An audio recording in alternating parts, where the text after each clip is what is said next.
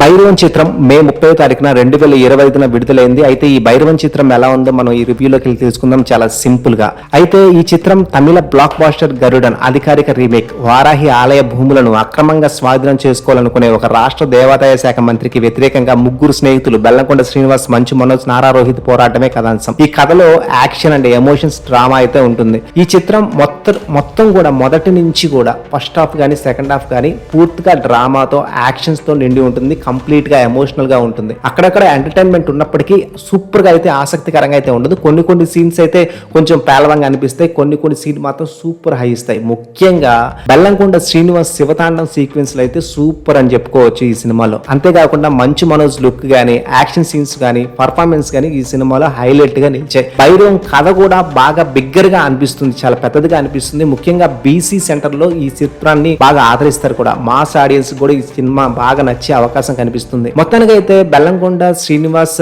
హీరోగా నటించిన చిత్రం భైరవం, మంచు మనోజ్ హీరోగా నటించిన చిత్రం భైరవం మంచి ఓపెనింగ్స్ అయితే రాబట్టే అవకాశం కనిపిస్తుంది. ఇంకా విజువల్స్ పరంగా చూసుకుంటే హరికే వేదాంతం అందించిన సినిమాటోగ్రఫీ చాలా బాగుంది. అండ్ బ్యాక్గ్రౌండ్ స్కోర్ కూడా శ్రీ చరణ్ పకాల అందించిన బ్యాక్గ్రౌండ్ స్కోర్ కూడా చాలా బాగుంటుంది. అంతేకాకుండా చోటకే ప్రసాద్ మంచి ఎడిటింగ్ చేశారు. అక్కడక్కడ సీన్స్ కట్ చేయడం కానీ, చాలా కుదించడం కానీ చాలా బాగుంటుందని చెప్పుకోవచ్చు. యాక్షన్ సీక్వెన్స్లు, రూరల్ బ్యాక్డ్రాప్ కూడా చాలా బాగా ఆకట్టుకున్నాయి. అయితే ఈ cinema mass and rural audience ని బాగా ఆకట్టుకునే అవకాశం కనిపిస్తుంది. అయితే కొన్ని పిల్లర్ సీన్స్ అండ్ రొటీన్ కథనం వల్ల అందరికీ ఒకేలా అనిపించకపోవచ్చు. ముగ్గురు హీరోల నటన, యాక్షన్ సీక్వెన్స్లు, రూరల్ సెట్టింగ్ సినిమాకి చాలా బలంగా నిలిచాయి. అయితే ఈ సినిమాకి మంచిగా ఓపెనింగ్స్ వచ్చే అవకాశం కనిపిస్తుంది. ఫస్ట్ డే కూడా కలెక్షన్స్ పరంగా కూడా ఎక్కడా కూడా దెబ్బ లేకుండా మంచి ముగ్గురు హీరోయిన్లు ఉన్నారు కాబట్టి ఈ సినిమా పైన ఆల్రెడీ ట్రైలర్ తో మంచి ఒపీనియన్ అయితే ఏర్పడింది ప్రేక్షకుల్లో. ఈ సినిమాకి మంచి కలెక్షన్స్ అయితే రాబట్టే అవకాశం ఉంది.